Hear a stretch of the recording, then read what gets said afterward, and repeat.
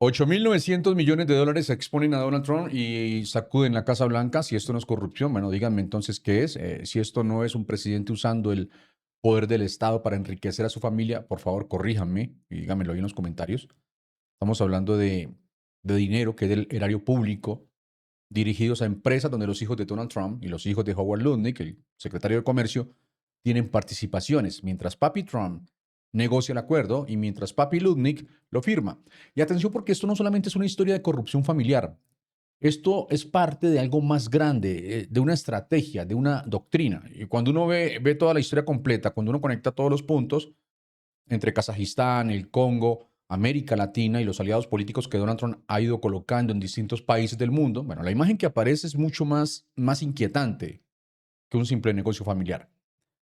La competencia estratégica entre Estados Unidos y China en este momento, pues no se está librando principalmente en los campos de batalla, ustedes lo saben, se está librando debajo de la tierra, en los yacimientos de tungsteno de Kazajistán, en las minas de cobalto del Congo, en la reserva de litio de América del Sur, en los depósitos de tierras raras que están regados por todo el planeta y que determinan quién va a fabricar los misiles, los chips, los autos eléctricos y las armas del futuro.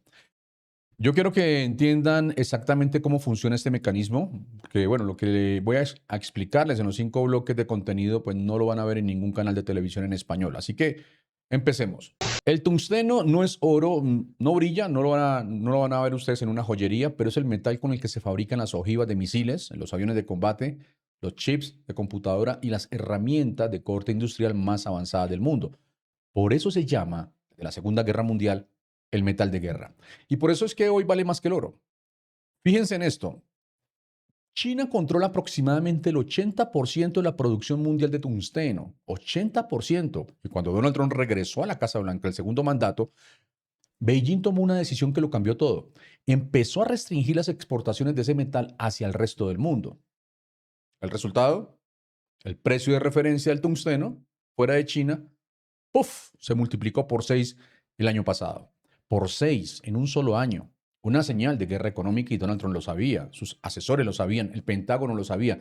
Y entonces la administración Trump hizo algo que sobre el papel pues suena perfectamente razonable. Empujó con todo para financiar una nueva generación de empresas mineras que pudieran romper ese monopolio, el monopolio chino. El Congreso aprobó fondos, el Pentágono se involucró, el Banco de Exportación e Importación se involucró.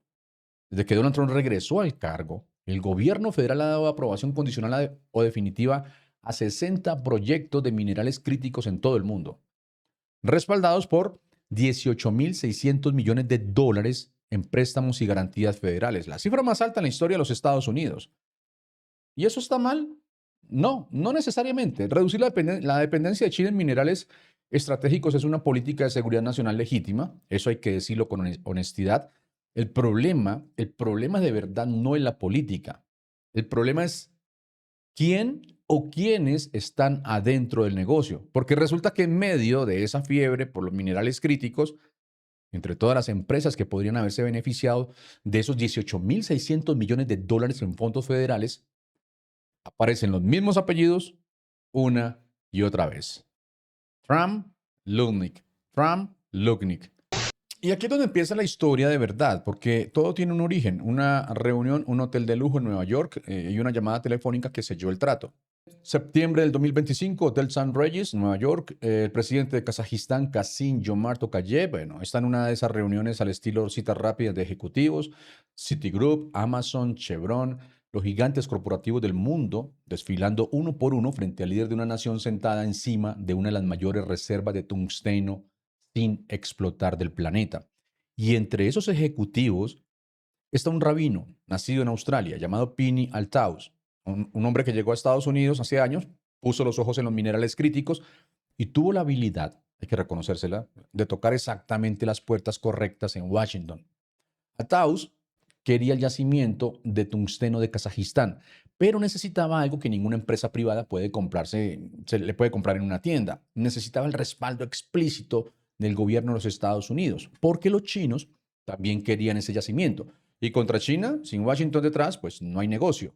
Entonces aparece Howard Lutnick, el secretario de Comercio de los Estados Unidos, el mismo que supervisa miles de millones en financiación federal.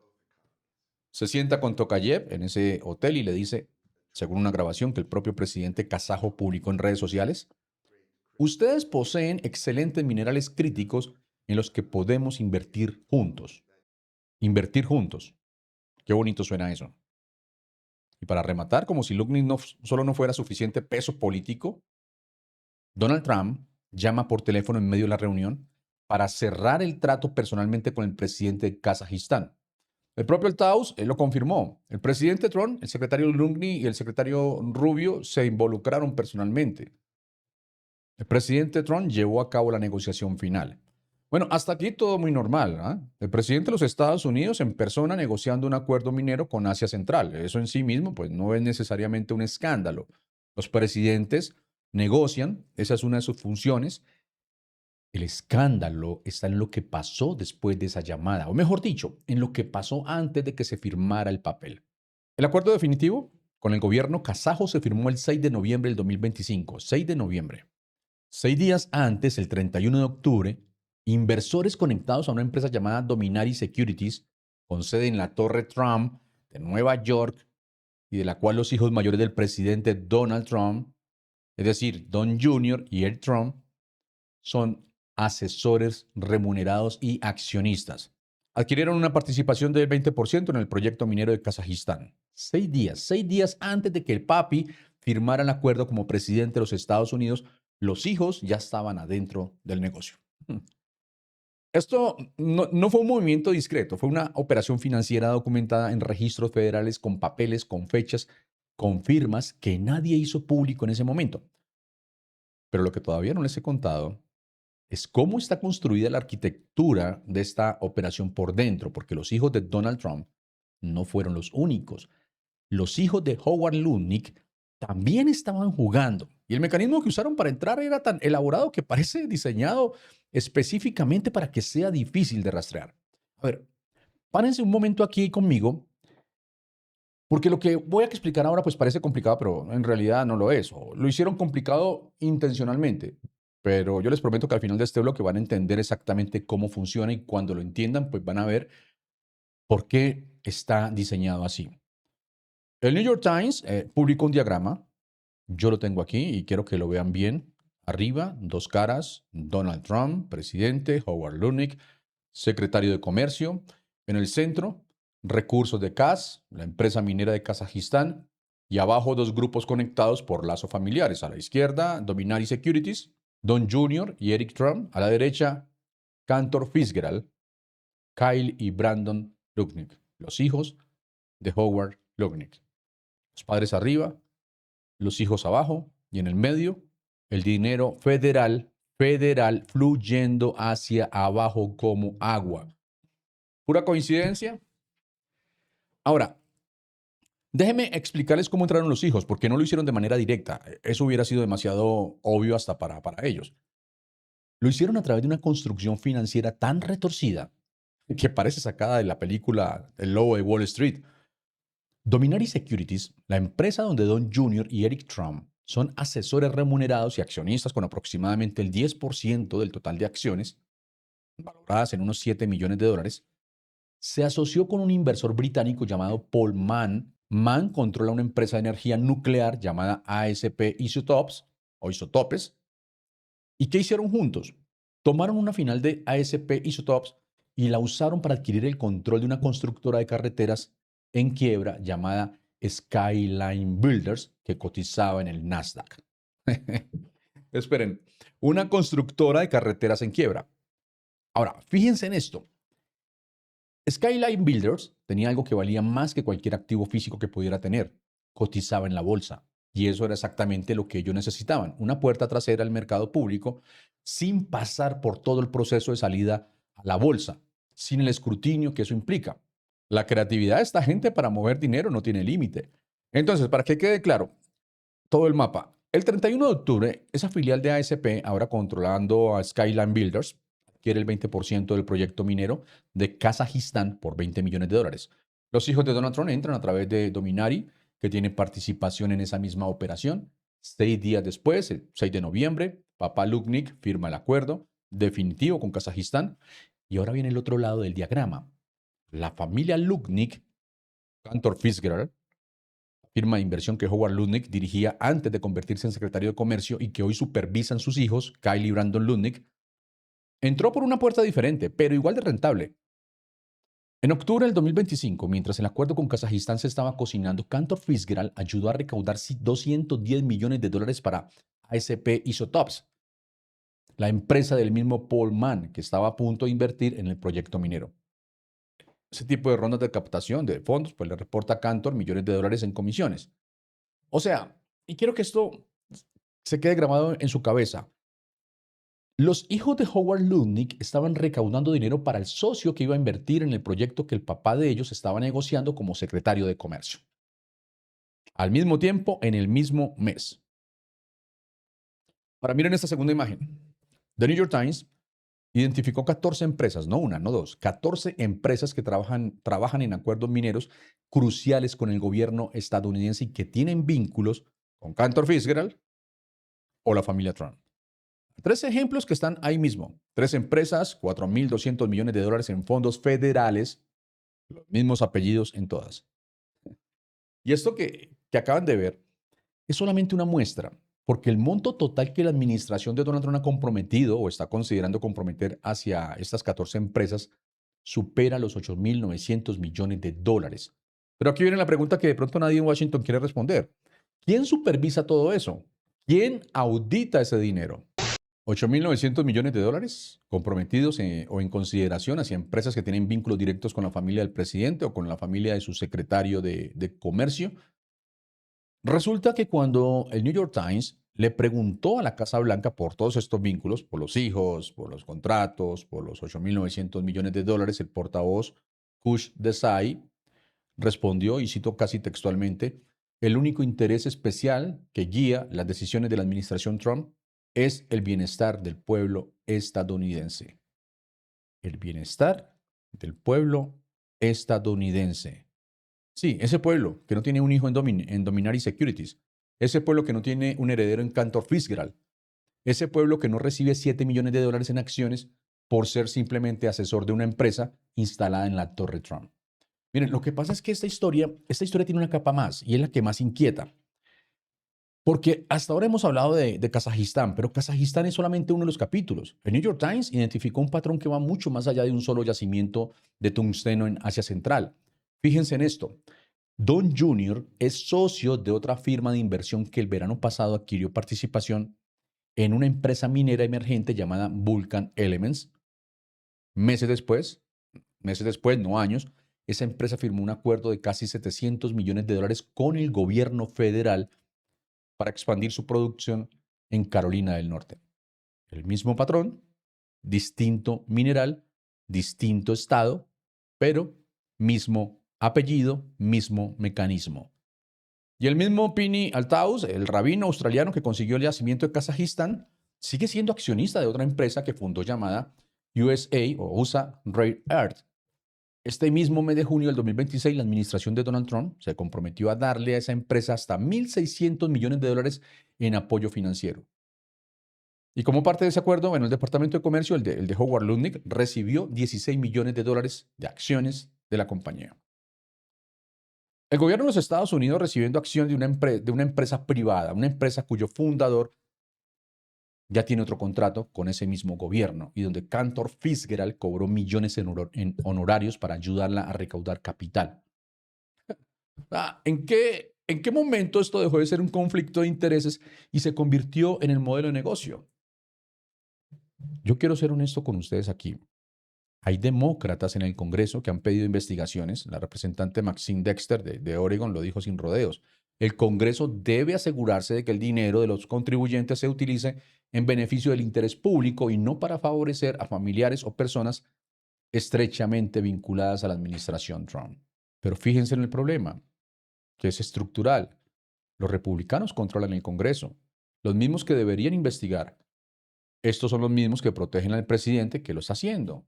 El mecanismo de supervisión está capturado por los mismos que deberían ser supervisados. Y hay algo más que The New York Times mencionó casi de pasada, pero que a mí me pareció devastador. Algunos funcionarios de la propia administración de Donald Trump, gente que trabaja adentro, involucrada directamente en esta iniciativa minera, Hablaron con el periódico, obviamente bajo condición de anonimato, y dijeron que estaban decepcionados al ver los vínculos entre las familias Lutnick y Trump y los proyectos que el gobierno propone financiar. Decepcionados, adentro, los propios. Cuando los funcionarios de tu propio gobierno le dicen al New York Times en secreto que están decepcionados con lo que están viendo, eso no es una oposición política, eso es una señal de alarma desde adentro de la propia Casa Blanca. Y sin embargo, y esto es lo que más pesa, ninguno de los 1.600 millones para Kazajistán se ha desembolsado todavía. O sea, está sujeto a aprobaciones adicionales, lo que significa que esto todavía puede crecer. Pero hay algo que sí ocurrió ya, algo que el comunicado de la Casa Blanca no mencionó. Tanto Cantor Fitzgerald como Dominari Securities, las empresas de los hijos, ya recibieron honorarios, ya les pagaron por sus servicios de captación de capital. O sea, aunque el proyecto no haya arrancado, aunque el tungsteno todavía esté bajo tierra en Kazajistán, aunque los 1.600 millones de dólares no se hayan transferido, los hijos ya cobraron. Y ahora viene la pregunta que quiero que ustedes se lleven. Porque esto no solamente es una historia de corrupción familiar en Washington, esto es parte de algo mucho más grande, de una estrategia, de una doctrina. Y cuando uno la ve completa, cuando uno conecta los puntos, Kazajistán, el Congo, América Latina y los aliados políticos que Donald Trump ha ido colocando en distintos países del mundo, la imagen que aparece es mucho más inquietante que un simple negocio familiar. Bien, hagamos un alto aquí porque lo que acaban de ver en los últimos 20 minutos, pues no es un accidente, no es una coincidencia, no es que los hijos de Donald Trump y los hijos de Lutnick simplemente tienen buen ojo para los negocios. Lo que acaban de ver es una doctrina y para entenderla hay que salir por un momento de Kazajistán, hay que salir de Nueva York, hay que mirar el mapa completo. Porque mientras Donald Trump negociaba tungsteno en Asia Central, su administración estaba apoyando a una empresa estadounidense para adquirir minas de cobalto y cobre en la República Democrática del Congo. Mientras sus hijos entraban al negocio minero en Kazajistán, Don Jr. ya tenía participación en Vulcan Elements en Carolina del Norte. Mientras Cantor Fitzgerald recaudaba capital para proyectos en Kazajistán, también figuraba como asegurador de un proyecto de oro y antimonio en Idaho. Y mientras todo eso pasaba, Donald Trump estaba construyendo silenciosamente una red de aliados políticos en América Latina. Presidentes electos que comparten su visión del mundo, que hablan su idioma y que gobiernan países sentados encima de algo que Donald Trump quiere desesperadamente: recursos naturales. Fíjense en el patrón, porque esto es lo que los medios no están conectando con suficiente claridad. La competencia estratégica entre Estados Unidos y China en este momento no se está librando principalmente en los campos de batalla, se está librando debajo de la tierra. Lo dije al inicio. En los yacimientos de tungsteno de Kazajistán, en las minas de cobalto del Congo, en las reservas de litio de América del Sur, en los depósitos de tierras raras que están regados por todo el mundo. Los de los chips, misiles, autos eléctricos y las armas del futuro. Con todo eso se construye, todo eso se puede construir con el tungsteno. China lo entendió hace 30 años, por eso controla el 80% del tungsteno mundial, por eso tiene el 80% del cobalto del Congo bajo su influencia, por eso lleva décadas invirtiendo en África, en Asia Central, en América Latina, no por generosidad, quitémonos eso de la cabeza, sino porque sabía que el que controla los minerales controla todo. Y Donald Trump, que no sabe decirte exactamente qué es una tierra rara, que probablemente confunde el tungsteno con una marca de perfume, Trump llegó tarde a esa carrera y la está corriendo a su manera, no con la paciencia estratégica de China, no con inversión estatal planificada, no con diplomacia de largo plazo, la está corriendo con 18.600 millones de dólares en fondos federales, con aliados políticos colocados en gobiernos clave, con sus hijos adentro de los negocios y con Howard Lutnick firmando los contratos. Eso es la doctrina Trump en materia de recursos naturales. Y tiene tres componentes que yo quiero que graben en su memoria. Primero, usan la política exterior como palanca comercial. No negocias con Kazajistán por razones geopolíticas abstractas. Negocias con Kazajistán porque hay tungsteno y porque hay una empresa con los apellidos correctos adentro que necesita ese contrato. Segundo, coloca aliados políticos en países ricos en recursos. No importa si son demócratas, estables o no. No importa si tienen historial de derechos humanos o no. Lo que importa es si dicen sí cuando Washington llama y si abren las puertas a las empresas correctas. Tercero, privatiza la ganancia, socializa el riesgo. Los 8.900 millones de dólares que se están comprometiendo son dinero público de los contribuyentes estadounidenses, pero las ganancias, los honorarios, las acciones, las participaciones, esas van a las familias Trump y Lutnick. Donald Trump sale a inflar el pecho. Lo hemos visto, a decir que gracias a su liderazgo la economía estadounidense está ganando la guerra de los minerales críticos contra China, y puede que en el papel eso sea parcialmente cierto, puede que efectivamente Estados Unidos necesite romper esa dependencia, pero la pregunta que nadie le hace, la pregunta que este canal sí le hace es, ¿a beneficio de quién? ¿Quién se beneficia con eso? Porque hay una diferencia enorme entre una política de seguridad nacional que sirve al pueblo, al verdadero pueblo, y una política de seguridad nacional que sirve de cobertura para enriquecer a la familia del presidente. Y lo que el New York Times documentó en ese artículo, con nombres, con fechas, con registros federales, es que en este caso las dos cosas están ocurriendo al mismo tiempo, en el mismo acuerdo, con los mismos apellidos. La Casa Blanca dice, como lo dije hace un momento, que el único interés que los guía es el bienestar del pueblo estadounidense. Los hijos de Trump y los hijos de Lutnick ya cobraron sus honorarios. Ustedes decidan cuál de las dos versiones les parece más creíble. Eso, mis amigos, también es una jugada política. Y antes de que se vayan, quiero dejarles una pregunta para los comentarios, una sola, pero que me la respondan con honestidad. ¿Creen que esto es corrupción? ¿O creen que simplemente es el sistema funcionando exactamente como fue diseñado para funcionar? Si te gusta el contenido del canal, si crees que valió la pena, suscríbete, comenta, comparte, dale like. Nos vemos en el próximo video de la jugada política. Un abrazo fuerte para todos ustedes y muchas bendiciones. Hasta pronto.